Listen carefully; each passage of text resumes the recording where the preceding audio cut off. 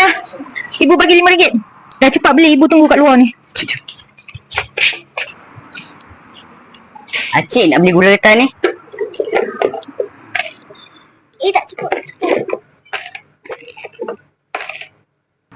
Semua sekali gula getah Boomer RM3. So 1, 2, 3, 4, 5, 6, 7, 8. Okey, RM8. RM8. Kejap dah. Abang minta duit kat ibu. Ibu, tak cukup lagi RM3. Kan ibu dah bagi RM5 tu, apa yang tak cukupnya? Alah, tak cukup lagi RM3. Beli apa sampai RM8? Beli gula getah. Asal mahal sangat gula getah sampai RM8? Ibu nak tengok bang apa nanti.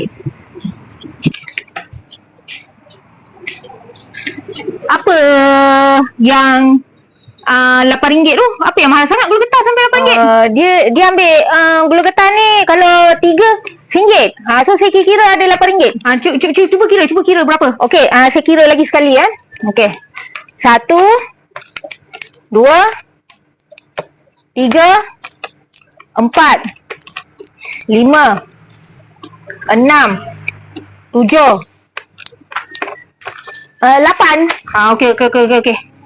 Dah naik gula getah. RM3. Dulu 20 sen. Nah, mai RM5 nah. Nah, ambil ni. Okey, nah. Kasih. Jom.